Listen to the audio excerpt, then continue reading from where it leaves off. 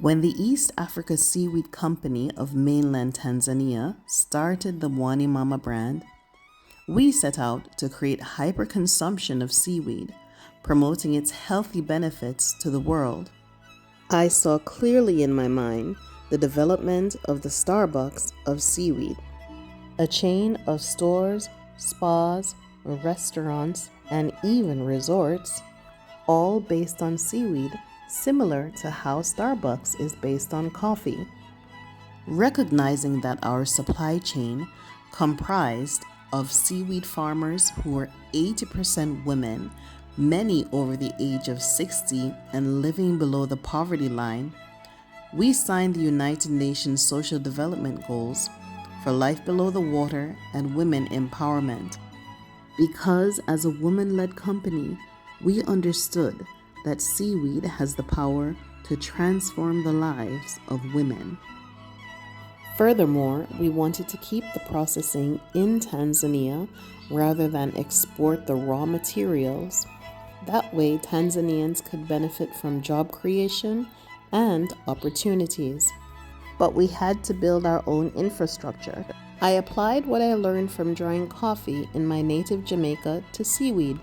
We shared our technology with the World Wildlife Fund, who later turned it into the country standard for drying seaweed, because before our introduction, seaweed was being dried on the ground. We even developed the first seaweed drying sheds to prevent rain and birds and animals from spoiling our seaweed.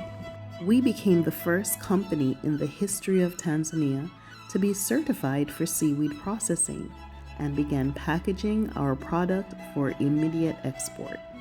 We listed in the Amazon USA store and began to work with small importers who wanted to share containers with us. At the time, Tanzania had no strategy on seaweed processing. We couldn't get into any supermarkets because there were no standards, but we wanted to share with Tanzanians the health benefits of their own seaweed. We solicited from the government an island to start our own eco-friendly seaweed resort and spa. We also solicited from the government space at the Julius Nyerere International Airport, where we could open a Mwani Mama store, juice bar, and outlet for seaweed-based products, right next to the duty-free shops at the International Departure Gate. Sadly, none of this came to fruition. Somehow, we were unsuccessful in both attempts. With no policies on seaweed and no standards on seaweed processing, expensive paperwork and unfair pricing for foreign investors, and no outlets, our investors lost confidence and simply pulled out, leaving us in the dark. Though I didn't have enough money to operate properly, I opened our proof of concept with pride. We were a meeting place for the community, where they were able to access fresh, quality, healthy food, all based on seaweed or included seaweed in some way, especially our seaweed drinks that were delicious and nutritious. We attracted people from far and wide who wanted to come and try our delicious blends of seaweed drinks, sauces, jams, and smoothies. We never forget our pledge to the seaweed farmers and continue to push for ways forward to include seaweed in the Tanzania Bureau of Standards so that we were able to access the supermarkets and be able to push out our products directly to the Tanzanian consumer.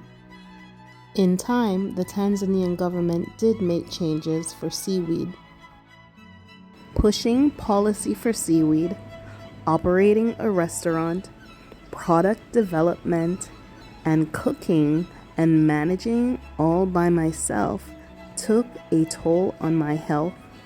I had developed stress-related GERD. My stomach was producing way too much acid from my body and eating away at my esophageal tract. With a 2-hour-a-day commute, no funders, no investors, and denied for almost every grant in seaweed, I made the hard decision to close our restaurant.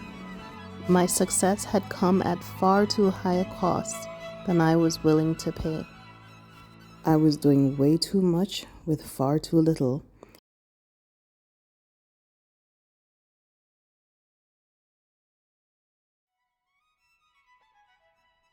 After using sea moss to regain my strength, I decided to move our production facility closer to home.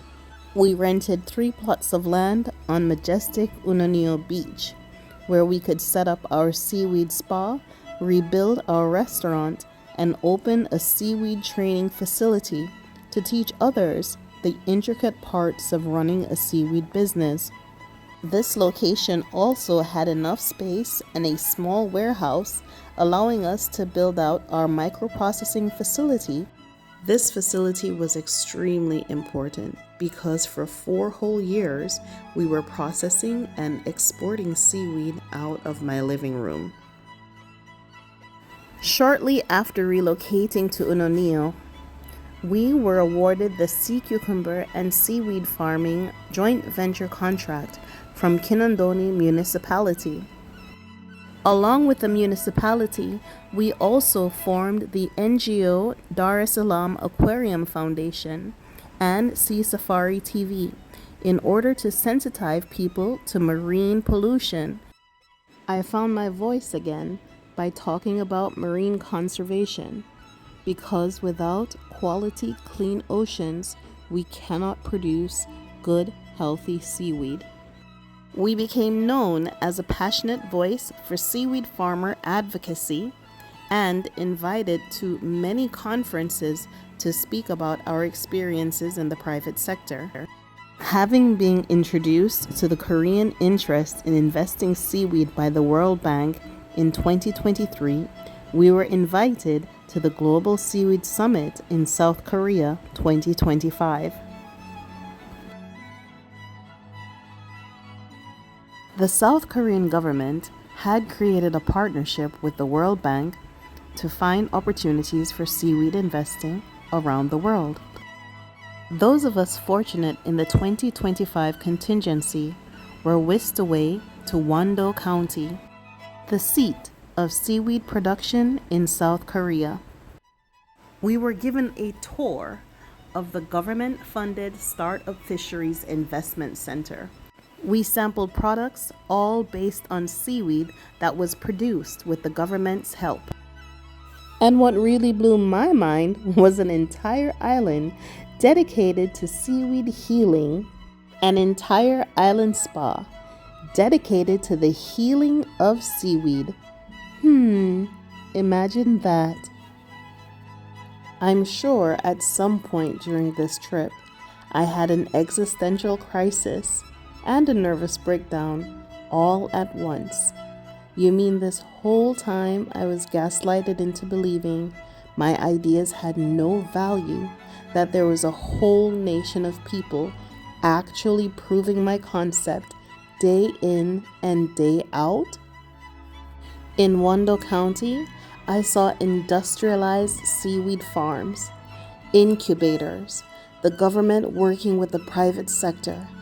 Everything I have been advocating, that the government and the private sector could live side by side as closely as this abalone and seaweed. There was nothing else but seaweed in the beautiful pristine bay as far as the eye can see. No tourism, no kind of pollution, just beautiful seaweed in pristine, crystal clear waters. I definitely had a lot to reflect on as I tried to find peace at the bottom of my delicious seaweed snacks. After 2 days in Wando County, we were bused to Busan, where we had the opportunity to review South Korea's rich maritime history and learn about how they've been living with the sea.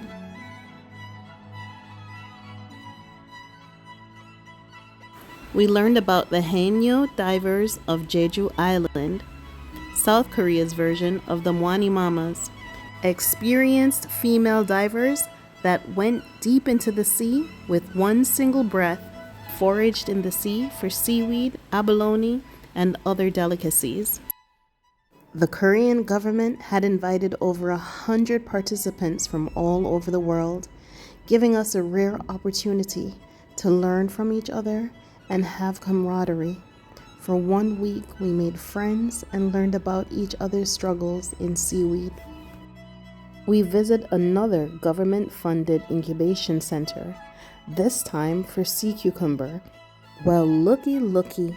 Here again was the South Korean government proving me correct in my exact proposal to the government that the best place to farm sea cucumber was inland due to 70% loss at sea due to storms. By this time, the South Koreans did not surprise me anymore. I realized I was living in a parallel universe at least 30 years ahead in the future. I was given a seat as a panelist at the Global Seaweed Summit in Busan, Korea, 2025. The next day, I had an opportunity to pitch my company, Mwani Mama, the Starbucks of seaweed, to the World Bank, the IFC, and the Korean government, and I knocked it straight out the park. When it was my turn in the Shark Tank, I wasn't nervous. I was vindicated.